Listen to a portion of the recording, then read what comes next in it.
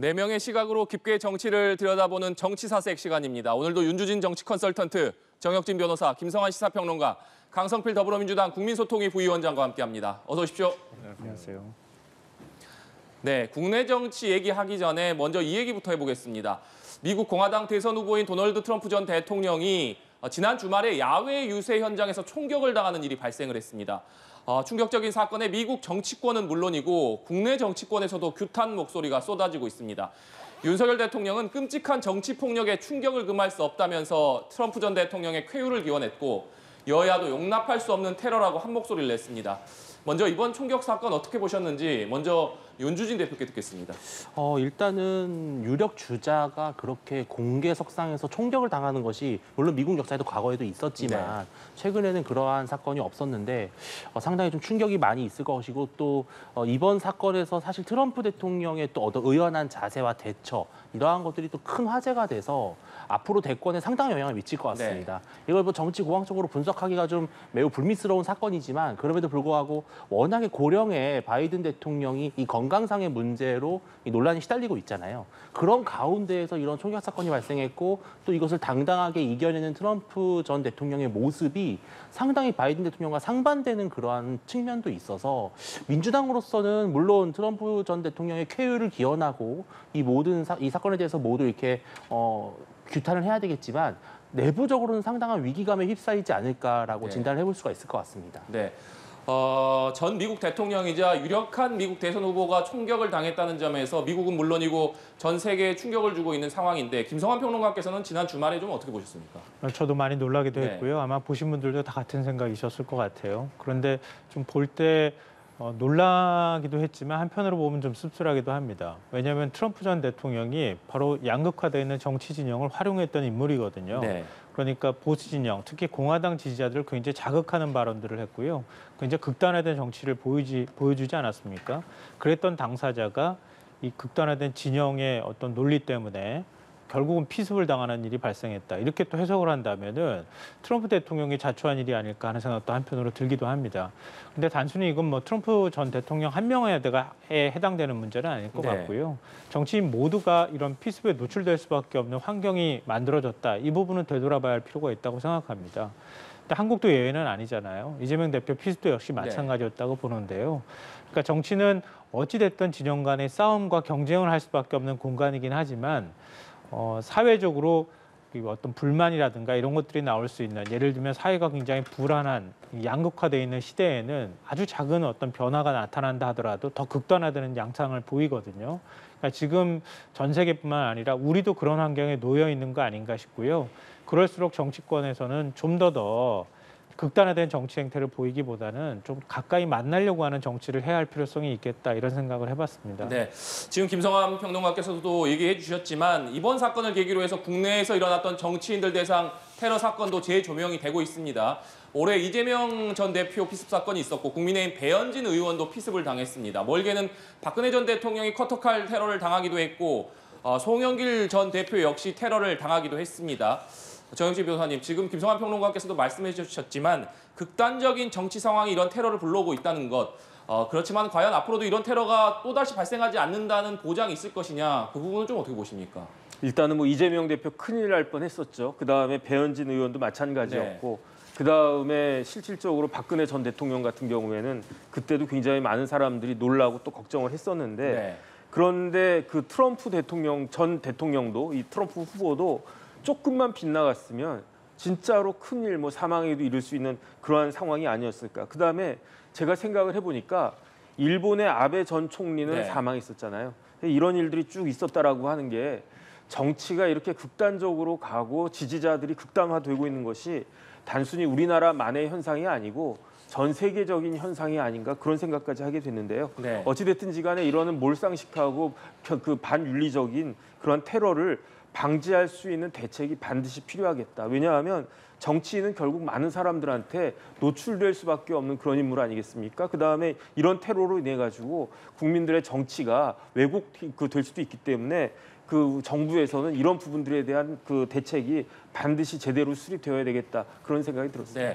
강성필 부위원장께서는 정치를 하시는 분이니까 왜 이런 일들이 우리나라뿐만 아니라 전 세계적으로 좀 반복되고 있다고 보시는지 이런 일을 좀 막을 수 있는 대책은 대안은 없을 것인지 그 부분 어떤 생각 가지고 계십니까? 그러니까 이제 전 세계적으로 어떤 경제가 성장을 하잖아요. 네. 그 성장하는 과정에서는 좋은 평등이 생긴다고 합니다. 하지만 정점을 찍고 좀 하얀 곡선을 그리면 이제 안 좋은, 나쁜 불평등이 생기는 거죠. 그걸 우리가 쉽게 말해서 양극화라고 하는 겁니다. 그러다 보니까 서로가 서로 정당에 대해서 악마화를 시키고 어떤 정책에 대해서 끊임없이 대립하고 반목하기 때문에 양당의 지지자들이 서로에 대해서 증오하는 마음이 커지는 거죠. 그러한 과정 속에서 뭐 외로운 늑대라든지 어떤 극단적인 어떤 정신 질환이 있으신 분들이 어떤 극단의 행동을 보일 수 있는 이런 사태가 전국에서 전 세계적으로 펼쳐지고 있는 상황인 겁니다.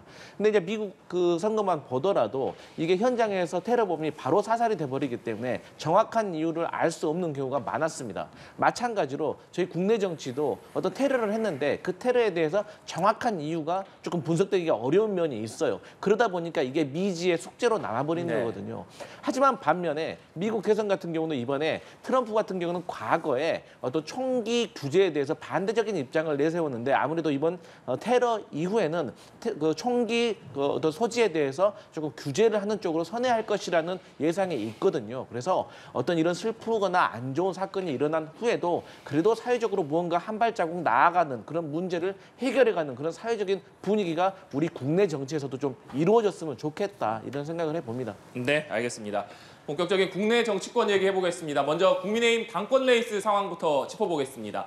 당권 레이스 시작부터 한동훈 후보와 나머지 다른 3명의 후보 간 견제 전선이 계속해서 이어져 왔는데 전당대회 후반으로 갈수록 이 구도가 계속해서 이어지는 모습입니다. 오히려 최근에 여러 여론조사에서 한동훈 후보가 앞서가는 결과가 나오면서 다른 3명의 후보들이 한동훈 후보를 겨냥한 공세수위 갈수록 좀 높아지고 있는데 이런 가운데 한 후보가 당원 2,000명을 대상으로 한 여론조사에서 60%대의 지지를 얻었다. 이런 보도가 나오면서 논란이 되고 있습니다. 다른 후보들은 이것이 당원 당규 위반이다. 그러니까 당원들을 대상으로 한 여론조사 결과를 공개하는 것은 당원 당규 위반이다. 이렇게 강하게 반발을 하고 있는데 한 후보 측에서는 이것이 캠프와 무관한 일이고 보도 내용이 사실과 부합하는지도 확인해 줄 수 없다. 이런 입장입니다. 먼저 윤주진 대표님, 지금 나경원, 원희룡 후보 측은 언론 플레이다 이렇게 얘기를 하면서 당 선관위에 신고를 한 상황인데 이번 여론조사 결과가 공표된 것, 물론 보도로 나왔습니다만 어떻게 보고 계십니까? 사실은 내부적으로 자체 실시하는 여론조사 같은 경우는 언론이나 공개적으로 공표를 할 수 없도록 돼 네. 있습니다. 그럼에도 불구하고 이제 매체를 통해서 보도가 됐고 이것이 결국은 한동훈 후보에서 캠프에서 실시한 조사인 게 만천하에 이제 공식적으로 인정이 돼버린 셈인데 여기서 또 캠프는 이제 무관한 일이라고 해명을 네. 했어요. 이렇게 되면은 이 여론조사 수치가 나오는 것만으로도 사실은 판세에 상당히 영향을 미칠 수밖에 없지 않겠습니까? 그런 점에서 나머지 후보들은 당연히 반발할 수밖에 없고 또 마침 당의 선관위에서도 구두 경고를 좀 한 것으로 알고 있습니다. 그러나 이제 왜 이런 일이 벌어졌을까? 결국은 1차 투표에서 50% 과반을 해야 2차 결선 투표로 가지 않을 수 있습니다. 네. 그렇다면 한동훈 후보 입장에서는 1차 전에 판세를 좀 굳힐 필요가 있다고 봤을 것이고 결국은 어대한이라고 하는 기류의 쐐기를 받기 위해서 이처럼 여론조사라고 하는 형태를 통해서 새몰이를 좀 한 것이 아닌가라는 추측을 해볼 수 있고요. 실제로 당원들 입장에서도 어대한 기류가 확실하다면 어떻게 보면 한동훈 후보를 지지하는 사람들은 투표에 참여하겠지만 그러지 않은 지지층이나 당원들은 어쩌면 투표를 포기할 수도 있거든요. 네. 그런 상황으로 이어질 수도 있다 이렇게 보입니다. 네. 그러니까 50% 지지율을 얻지 못하면 결선 투표로 갈 수밖에 없기 때문에 대세론에 좀 못을 받기 위한 행동 아니냐 이런 분석이신데 강성필 부위원장께서는 어떻게 보십니까? 맞습니다. 저는 3자적인 입장이기 네. 때문에 제가 만약에 한동훈 캠프라면 어떤 생각을 하고 있을까라고 생각을 해봤어요. 지금 현재 국민의힘 상황, 전당대회 상황을 보면 3명의 한동훈 후보를 제외한 나머지 다른 3명의 네거티브 공격이 매우 거센 상황입니다.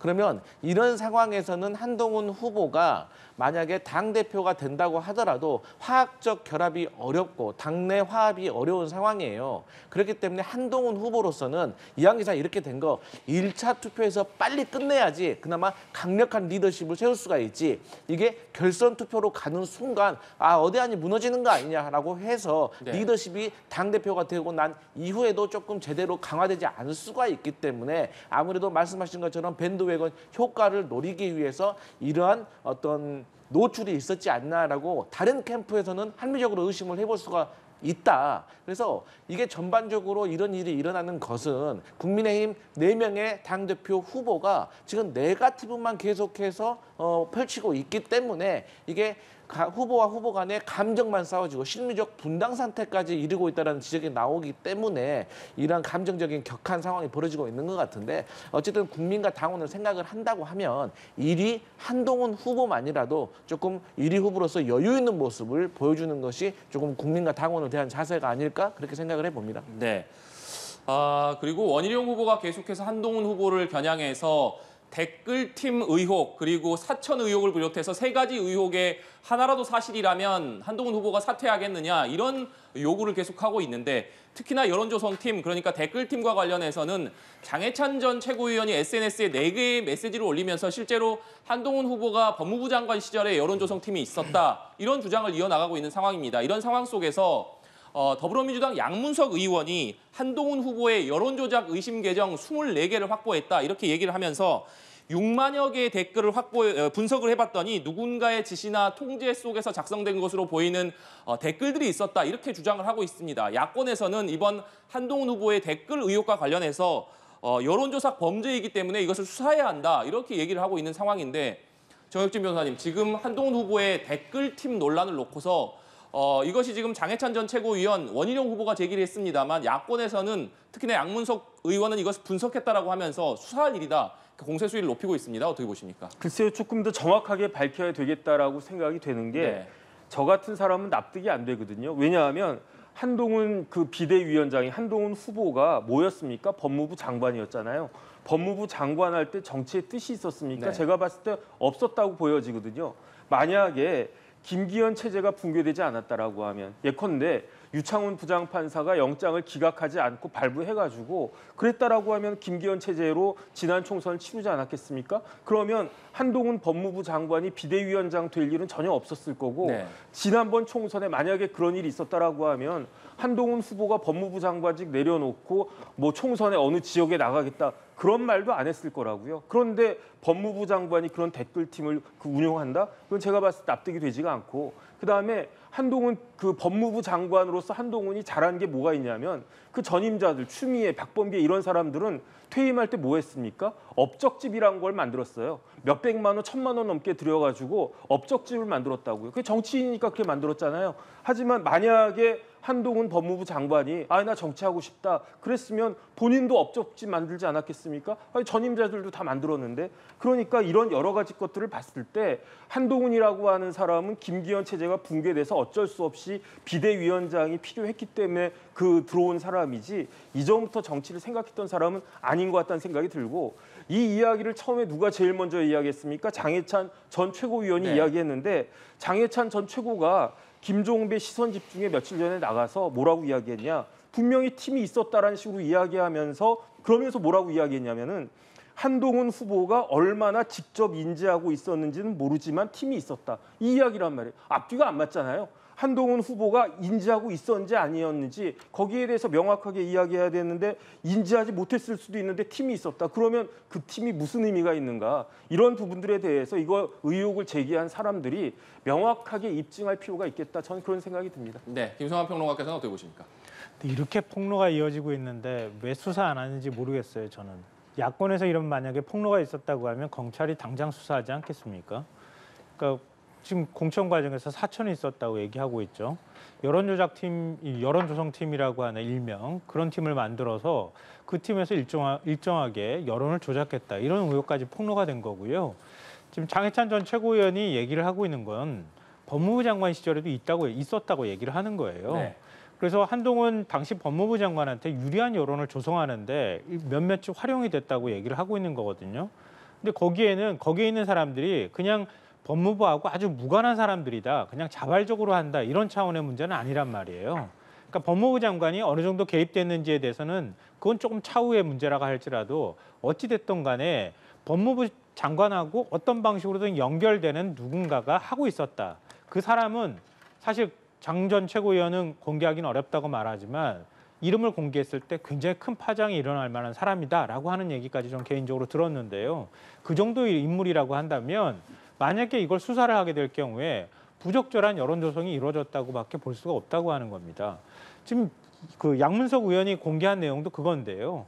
아마 대표적으로 드루킹 사건 다 떠올리실 거예요. 그거하고 이거하고 무슨 차이가 있습니까? 그 양문석 의원이 공개한 내용을 봐도 법무부 장관 취임 이후에 지금 한 24개 댓글에서 한 8만 개를 조사를 했다고 하는데 16,000개 정도의 댓글이 오탈자까지 비슷한 이런 식의 작업이 이루어졌다고 하는 거 확인했다고 주장한단 말이에요. 그러면 오탈자까지 똑같은 이런 댓글들이 반복적으로 양산이 됐다고 하면 드루킹 사건에서 얘기하는 것처럼 매크로를 돌렸다고 의심할 수밖에 없는 상황 아닙니까? 이걸 어떻게 그냥 넘어갑니까? 그러지 않아도 당내 경선을 통해 가지고 공식적으로 후보들 사이에서 이걸 가지고 서로 간에 뭐 난투극이 벌어졌다고 할 정도로 서로 폭로를 이어가고 있는 상황이라고 하면 이걸 어떻게 그냥 넘어가고 이 상태로 그냥 묻겠다고 얘기하는 건지 좀 이해가 안 되고요. 검사 출신인데다가 법무부 장관까지 지낸 인사가 이런 사건에 휘말렸다고 하면 더 깨끗하게 털기 위해서라도 검찰이 수사하는 게 맞다 이렇게 생각합니다. 네, 알겠습니다. 한동훈 대세론에 맞서서 나경원 후보와 원희룡 후보 간의 단일화 얘기가 다시금 나오고 있습니다. 저희가 그래픽으로 좀 준비를 해봤습니다. 나경원 후보는 원 후보가 거친 싸움을 하는 것보다 사퇴하는 것이 낫지 않겠느냐 이렇게 얘기를 했고 원희룡 후보는 정치에서 내일은 아무도 모르지만 굳이 말하자면 나 후보가 저를 돕게 될 것이다 이렇게 얘기를 하고 있습니다. 그러니까 이번 선거에서는 50%를 한 후보가 넘지 못할 경우에 결선 투표가 있게 되는데 두 명의 후보가 서로를 나로 단일화를 하자 이런 얘기를 하고 있는 상황입니다. 윤주진 대표님, 지금 실제로 단일화 얘기가 나오고 있는데 물론 전대 초반에도 이 얘기가 잠깐 나오긴 했습니다만 워낙 계속해서 한동훈 대세론이 이어지고 있는 상황이기 때문에 물론 결선 투표라는 변수가 있습니다만 결선 투표 전에 과연 단일화가 이루어질 수 있을 것이냐 이 부분 어떻게 전망하십니까? 단일화인데 두 가지 방식이 있죠. 하나는 뭐 여론조사를 한다든지 당원 투표를 통하는 방식이 있고 두 번째는 단판을 짓는 겁니다. 근데 지금 현실적으로 물리적으로 여론조사를 한다든지 당원조사를 하기는 매우 어렵습니다. 네. 그렇다면 단판을 지어야 되거든요. 그런데 단일화의 실익이 있느냐를 따져봐야 돼요. 여기서 말하는 단일화라고 하는 것은 2명 혹은 3명이 한 명의 후보가 됐을 때 1차에서 끝낼 수 있는 결선 투표로 가지 않고 과반을 해야 됩니다. 왜냐하면 모두 단일화를 하면 결국은 2명의 후보만 남으니까요. 네. 근데 만약에 나경원 후보와 원희룡 후보가 단일화를 하면 두 후보가 합쳤을 때 만약에 윤상현 후보가 한 5% 정도의 득표를 올린다고 가정하면 95%의 절반 이상을 가져가야 되거든요. 근데 지금 나오는 여러 가지 여론조사라든지 분위기를 봤을 때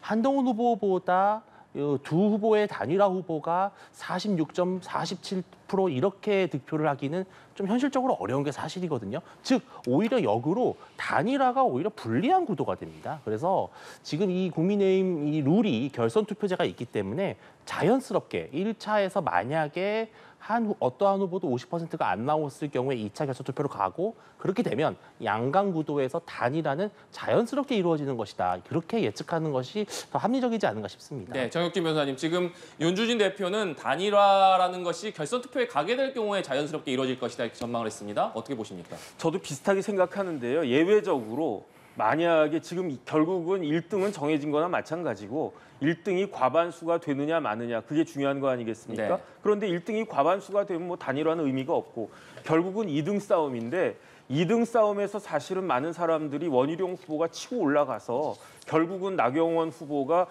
사퇴할 수도 있지 않을까 그런 예상을 했는데 지금 정반대의 상황이 된단 말이에요. 그러니까 누가 되든지 간에 원희룡 후보가 되든지 나경원 후보가 되든지 2등이 된 사람은 그나마 나은데 3등으로 처지게 되면 앞으로 정치적으로 굉장히 큰 부담이 있을 수 있겠다. 네. 그러니까 지금까지는 좀 이번 주까지는 보다가 도저히 내가 2등도 못하겠다 싶으면 그때는 단일화가 혹시 이루어질 가능성도 있지 않을까 저는 그렇게 예상하는데 그런데 기본적으로는 지금 윤주진 대표 말씀처럼 결국은 그냥 끝까지 가서 1, 2등 한 사람으로 자연스럽게 단일화되지 않을까 저는 그런 생각이 듭니다. 네, 알겠습니다. 민주당 전당대회 얘기도 해보겠습니다.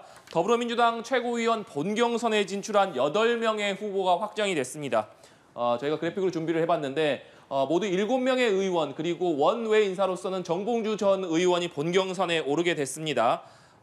모두 다 친명 후보로 분류된 분들이기 때문에 역시나 이번 경선 전대가 권리당원의 영향력이 확인된 것이다. 이런 분석이 나오고 있습니다. 먼저 강성필 부위원장께서는 이번 최고위원 예비 경선 결과 좀 어떤 내용이라고 분석하고 계십니까?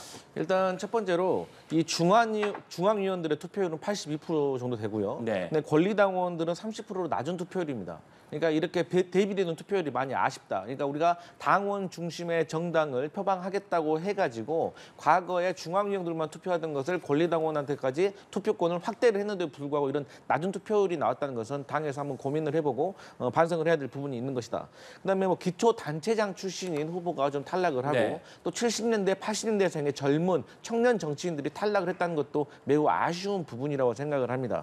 그리고 이제 뭐 아시다시피 모두가 사실 친명 후보들 아니겠습니까? 그렇기 때문에 앞으로 이제 펼쳐질 전당대회에서는 친명팔이라든가 친명 마케팅보다는 지금 현재 당대표 어떤 이슈에서 불거지고 있는 차라리 종부세라든지 부동산 관련된 이런 건전한 정책과 관련해 가지고 치열하게 경쟁하는 모습을 국민들과 당원들께 보여드려야지 저희가 국민의힘의 어떤 자해 수준의 어떤 네거티브 네. 전당대회와 비교가 되면서 국민들께 박수를 받지 않을까 그런 생각해 봅니다. 네, 윤주진 대표께서는 일단 예비 경선 민주당 최고위원 결과 어떻게 좀 보고 계십니까? 사실 당초에 원외가 강세일 수도 있다라는 예상을 좀 한 적이 네. 있었어요. 그런데 결국은 원내가 상당히 강세를 받았습니다. 왜냐하면은 결국은 지금 이 모든 여야 갈등이 국회에서 이루어지고 있어요. 그리고 지금 민주당의 모든 정치 공세도 뭐 탄핵 청문회, 특검 전부 다 의회에서 이루어지는 일들입니다. 그러다 보니까 뭐 상임위라든지 본회의장에서 직접 들어가서 활약할 수 있는 그러한 원내 최고위원을 좀 선호하는 경향을 보였다. 그런 점이 있고 특히 여성의 강세가 상당히 두드러졌습니다. 이현주 의원이라든지 전현희 의원, 또 강선우 의원 네. 이러한 분들 또 앞으로에서 이제 그 본 투표에서 얼마나 여성 최고위원이 많이 배출될 것인지도 하나의 관전 포인트가 아닌가 싶습니다. 네. 그리고 당대표 레이스에서는 이재명 전 대표가 띄운 종부세 완화론을 두고 민주당 내에서 갑론을박이 이어지고 있습니다. 김두관 후보는 민주당의 기본 방향과 좀 어긋난다 이런 비판을 내놓고 있고 당내에서 비판적인 목소리도 나오고 있는 상황인데 먼저 김성환 평론가님 지금 이재명 전 대표가 종부세뿐만 아니라 금투세와 상속세에 있어서도 기존 민주당의 입장과는 다소 결이 다른 입장을 좀 내놨습니다. 이렇게 전향적인 입장을 내놓은 배경 뭐라고 보고 계십니까? 일단 이재명 대표 능력에 달린 문제다 이렇게 생각하는데요. 왜 이런 말씀을 드리냐면요. 김두관 후보가 충분히 제기할 수 있는 문제라고 네. 생각해요. 그러니까 민주당이 서민 정당을 그동안에 지향해 왔잖아요. 그리고 자산이나 소득이 양극화를 해소해야 된다고 하는 그런 과제들에 대해서 적극적인 입장을 취해왔단 말이에요. 그러니까 종부세가 바로 그런 일환이고요. 금융투자 소득세의 경우에도 사실은 마찬가지란 말이에요. 그러니까 주식 투자에서 한 해 한 5천만 원 이상씩 이익 내는 사람이 몇 명 되겠습니까, 솔직히. 근데 그렇지 않은데 거기에 대해서 세금을 물린다고 하는 것을 민주당이 자꾸 소극적 입장을 취하는 게 이게 맞느냐. 충분히 당내 논란이 있을 수 있다고 보고요. 이런 반대 논란에도 불구하고 이걸 어떻게 당의 정체성을 훼손하지 않은 방향으로 끌고 갈 것이냐. 그 부분에 있어서 이재명 대표의 능력에 달렸다 이런 말씀 드리는 건데요. 그러니까 앞으로 우리나라의 재원은 복지 재원은 계속 더 많이 늘어날 수밖에 없는 상황이에요. 아마 요 며칠 사이 보도 보신 분들은 아시겠지만 지금 벌써 65세 이상 인구가 1,000만을 넘어섰잖아요. 그런데 베이비 부머가 이제 막 은퇴하기 시작했어요. 그러니까 더 훨씬 인구가 많은 세대들이 조만간 앞으로 5년이나 10년 사이에 엄청나게 많이 은퇴를 할 거란 말이에요. 그러면 앞으로 1,300만 명, 1,500만 명 이런 식으로 늘어날 겁니다. 그러면 그 복지 재원은 다 어떻게 감당할 겁니까? 지금 윤석열 정권에서 하는 것처럼 감세를 해서 이게 감당할 수 있을까요? 전 불가능한 일이라고 보거든요. 또 반대로 지금 앞서 이제 뭐 테러 문제도 저희가 언급을 했던 것처럼 소득의 양극화, 특히 자산의 양극화는 점점 심해지고 있어요. 지금 강남의 집값이 전고점을 뚫었다는 얘기까지 나오잖아요. 근데 집값이 강남은 한 30억이 아무것도 아닌 숫자가 돼버렸습니다. 근데 강북하고 비교해도 현격한 차이를 보이고요. 수도권에 서울만 벗어난다 하더라도 집값이 2배, 3배씩 차이가 나는 상황입니다. 그 자식들한테 물려주기 시작할 거거든요. 상속세까지 부담 경감해 주게 되면 그러면 자산의 양극화는 훨씬 심화할 겁니다. 그럼 민주당이 그러면 그런 문제를 어떻게 풀 거냐. 이러는 데 있어서 단순히 종부세 하나만 놓고 얘기할 게 아니라 상속세뿐만 아니고 국세하고 지방세를 어떻게 할 것이냐까지 총체적으로 전체적인 틀을 갖다 놓고 민주당이 새로운 비전을 짤 때가 됐다. 단순히 이재명 대표가 종부세 완화하겠습니다. 요 협소한 논쟁으로 가지 말고 좀 넓은 논쟁으로 민주당이 제시하는 복지의 정책과 그리고 국가의 재정 문제를 어떻게 풀어나갈 건지를 좀 건전하게 토론하는 자리로 이번 전당대회를 삼았으면 좋겠다는 생각합니다. 네, 정혁진 변호사께서는 이재명 전 대표가 어떤 배경으로 이런 입장들을 내놨다라고 보십니까? 일단 국민의힘이나 민주당이나 콘크리트 지지층을 일정 부분 가지고 있어요. 네. 그렇기 때문에 이번 총선에서도 드러났지만 승패는 어디에 달려 있느냐? 중도층을 누가 잡느냐? 조금만 잡아도 이긴단 말이죠. 그런데 지난 정권의 가장 큰 실패가 뭐였습니까? 부동산 실패였어요. 지난 정권에 강남 아파트 값이 진짜 3배, 4배 올라갔습니다. 그런데 그 와중에 어떻게 됐습니까? 아파트 그냥 가지고 있었는데 저절로 막 몇 배가 올라간 거예요. 그런데 소득도 없는데 은퇴한 사람들이 그런데 그 가만히 아파트 값이 갔다고 해가지고 종부세 대상이 됐단 말이죠. 그러면 이러지도 못하고 저러지도 못하고 팔자니 이렇게 되고 참 안 팔자니 이렇게 되고 그렇기 때문에 사실은 사고가 유연한 사람들이 그 정당에서 중도층을 가져가게 될 거고 이런 부분들을 당을 이끌고 있는 이재명 대표는 생각할 수밖에 없을 것이다. 오히려 이런 부분들이 국민의힘에게 더 그 위협이 될 것이다라고 생각이 되는데 그런데 여기에서 이걸 갖다가 지금 대배하고 나온 사람이 누굽니까? 김두관 후보잖아요. 그러니까 이거는 민주당의 정체성을 겉으로는 이야기하지만 내심으로는 내부적으로는 친명과 친노, 친문 사이에 어떤 대결의 장으로 비추어지는 그런 측면도 분명히 있는 것 같다는 생각이 듭니다. 네, 황성필 위원장님, 지금 정혁진 변호사께서 말씀해 주셨지만 김두관 후보에 이어서 조국혁신당 전 대표도 반대 입장을 밝혔기 때문에 이것이 차기 대권을 놓고 이른바 친명, 그러니까 이재명 전 대표와 친노, 친문 간의 주도권, 헤게모니 다툼이 시작된 것 아니냐 이런 해석도 일각에서 나오고 있습니다. 이 부분은 동의하십니까? 그러니까 이제 일단 이 문제에 대해서 정책과 정치 두 가지를 좀 분리를 해야 됩니다. 네. 정책을 두고 봤을 때 부동산 관련 세금은 크게 거래세하고 보유세 두 가지로 나누어져요. 근데 OECD 국가들을 다 보면은요. 거래세가 높으면 보유세가 낮고 보유세가 높으면 거래세가 낮습니다. 하지만 저희 대한민국 같은 경우는 거래세와 보유세 이게 둘 다 높은 상황인 거예요. 그렇기 때문에 둘 중 하나는 낮춰야 될 필요성이 있다고 저는 보여지고 있고요.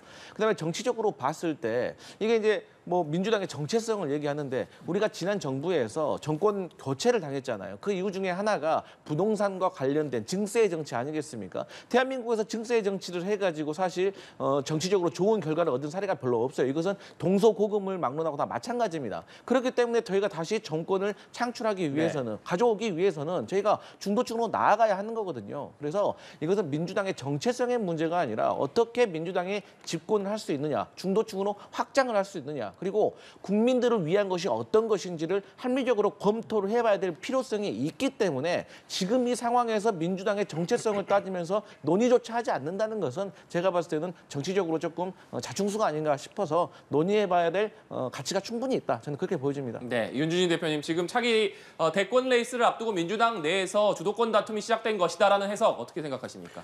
근데 선거가 너무 많이 남았어요. 네. 저는 이재명 대표가 이 종부세 완화 또는 폐지론을 던진 것이 과거에 흡사 박근혜 전 대통령이 경제민주화를 던지는 것처럼 중도 실용 노선으로 중원 중도층을 포섭하겠다라고 하는 전략으로서는 꽤 탁월한 전략이었다고 생각을 하고 또 용기를 냈다고 봅니다. 그런데 앞으로 대선이 3년 가까이 남아있는 이 상황에서 이재명 대표가 이 종부세 완화를 던졌을 때 과연 그렇다면 이 진보 진영 혹은 좌파 진영의 지식인 그룹이나 시민단체 또 과거에 노무현 정부 때 몸담았던 여러 인사들이 이재명 대표의 이 노선을 기꺼이 동의하고 지지할 것인가?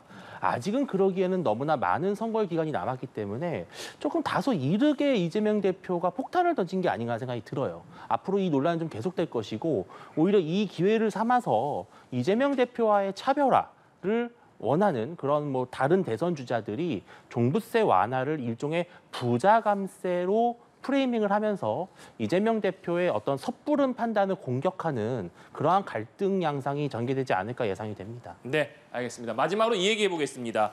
민주당이 오는 19일 해병대원 순직 1주기를 앞두고 특검 압박 수위를 높이고 있습니다. 먼저 여야 원내대표 발언부터 좀 준비를 해봤습니다. 민주당 박찬대 원내대표는 국민의 죽음을 덮는 데 혈안이 된 대통령과 여당이 존재 이유가 있느냐, 특검 통과를 위해서 끝까지 싸울 것이다, 이렇게 얘기를 했고, 국민의힘 추경호 원내대표 발언 보시겠습니다. 민주당의 꼼수 정치가 점입 가경이다, 입맛대로 특검을 임명하는 일일 1특검 시대가 열리게 되는 것이다 얘기를 했는데, 지금 추경호 원내대표가 얘기한 상설 특검 얘기를 해보지 않을 수가 없을 것 같습니다. 민주당이 그러니까 해병특검법 재의결은 국민의힘 전당대회 이후에 하겠다 이렇게 정했고 만약에 이때 부결될 경우에 상설특검을 활용하는 방안이 민주당 일각에서 거론이 되고 있습니다. 그런데 지금 이 상설특검의 경우에는 여야가 한 명씩 특검을 추천하게 돼 있는데 민주당에서는 국민의힘이 추천하는 것을 배제하는 그러니까 야권에서 2명 모두를 추천하는 이렇게 변경하는 안을 검토하고 있는 것으로 전해지고 있습니다. 김성환 평론가님, 지금 민주당에서 상설특검 얘기가 나오고 있고 추천권을 변경하겠다는 얘기까지 나오고 있습니다. 이 부분은 어떤 배경이라고 보십니까? 일단 조금 더 앞서가는 측면이 좀 있는 것 같아요. 보니까 왜냐하면 국민의힘 전당대회 결과를 좀 지켜보고 네. 22대 국회에서 발의한 차상변 특검 법안에 대한 대통령 재표 거부권 행사했으니까 재표결을 해야 되지 않습니까? 그러니까 그걸 보면서 어느 정도 8표의 이탈표가 발생할 수 있는가 이 부분을 좀 확인하고 난 다음에 추진을 해도 좀 늦지는 않다 이렇게 보는 것 같고요. 상설특검법은 그러니까 대통령이 새로운 법안을 발의하는 게 아니기 때문에 네. 대통령이 뭐 거부권을 행사하고 안 하고의 문제는 아니거든요. 결국 국회 규칙을 바꿔서 추천위원회의 추천권, 권한을 어떻게 둘 것이냐 이것만 바꿔서 야권이 추천할 수 있는 방안들을 만들면 그러면 이제 특검을 추천할 수가 있거든요. 그러니까 상대적으로 절차가 굉장히 간편하다. 이런 면에서는 한 번쯤 검토해 볼 만한 아니긴 한데 문제는 대통령이 최종적인 임명권자라는 거예요. 그럼 대통령이 추천위원회에서 2명의 특검 후보를 추천하면 대통령이 또 임명 안 해버리면 그만이거든요. 이것도 또한 하세월이라는 거예요. 근데 문제는 이제 이런 겁니다. 국민의힘 내부 분열이 얼마나 될 것인지를 확인하는 과정이 필요한 거고요. 둘째로는 세 번째 특검 법안을 또 내면 대통령이 또 거부권을 행사할 거 아닙니까? 그러니까 마치 다람쥐 쳇바퀴 돌듯이 똑같은 행위가 반복되는 게 네. 일종의 소모적으로 보일 수 있다고 하는 거예요. 이럴 때 다른 방식들을 한번 좀 고민하는 게 필요하지 않을까 이런 아이디어 차원에서 한번 얘기가 나온 것 같아요. 근데 결국 핵심 키는 제가 2가지 다 말씀드렸지만 윤 대통령한테 달린 문제거든요. 근데 대통령이 언제까지 이거 이렇게 많은 의혹이 쏟아졌는데 거부할 겁니까? 김건희 여사 문제까지 포함해서 이거 언제까지 다 그냥 안 된다라고만 얘기할 수 있겠습니까? 저는 이거는 국민 여론이 이 부분에 대해 있어서는 요지부동이라고 생각하거든요. 계속 안고 가면서 대통령의 힘을 계속 스스로 뺄 것인지 리스크를 키워나갈 것인지 아닌지는 결국 대통령의 선택에 달린 것이다 이렇게 생각합니다. 네, 정혁주 변호사님. 그러니까 지금 해병특검 법안에 대해서 윤석열 대통령이 거부권을 행사했기 때문에 상설특검은 이미 있는 법안이고 그렇기 때문에 이것을 약간 바꿔서 여야가 한 명씩 특검을 추천하게 돼 있는 것을 야당이 모두 추천하는 것으로 바꾸겠다. 현실화 가능성에 대해서는 좀 어떻게 보십니까? 일단은 좀 정확히 말씀을 드리면 네. 상설특검이라고 이야기하는데 특별검사 임명 등에 관한 법률이 있어요. 그 법률에 따르면 특검이 어떤 경우에 특검으로 그 일이 갈 수가 있느냐. 국회가 필요하다고 본회의에서 의결한 사건이나 법무부 장관이 필요하다고 판단한 사건은 특검이 될 수 있단 말이죠. 그러면은 특검은 어떻게 임명하느냐? 그 특별검사 후보추천위원회가 있단 말이에요.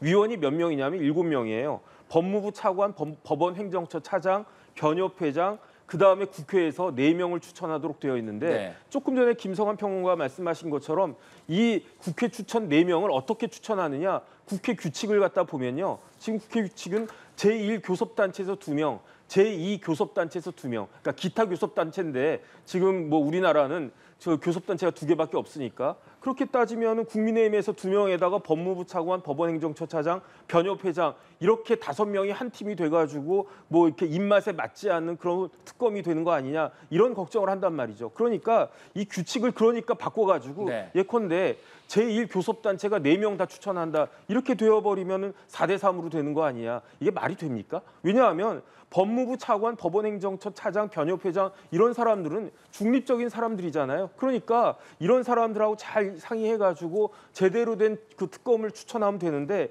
이거를 만약에 그런 식으로 한다? 그러면은 특검 임명 절차가 어떻게 되어 있냐면 대통령은 추천받은 날로부터 3일 이내에 한 명을 특검으로 임명하여야 한다 이렇게 되어 있는데 조금 전에 김성환 평론가 말씀하신 것처럼 임명을 안 하면 안 되거든요. 그런데 이런 식으로 그 특검을 갖다 후보를 만들어 놨으니까 임명 못 하겠다라고 대통령이 그냥 그렇게 해버리면은 여기에 대해서 또 아무런 그게 의미가 없어질 수 있으니까 이런 식으로 꼼수 피우지 말고요. 그다음에 이런 특검이라고 하는 게 실질적인 상설 특검은 뭐냐? 그게 공수처거든요. 그러니까 그냥 민주당이 원래부터 만들어 놨던 법 절차대로 일을 진행하면 되는 거를 이렇게 자꾸 꼼수 쓰려고 하는 거는 국민들로부터 전혀 지지받지 못할 것이다라고 판단됩니다. 네, 알겠습니다. 오늘 정치사색은 여기까지입니다. 오늘도 네 분 말씀 고맙습니다.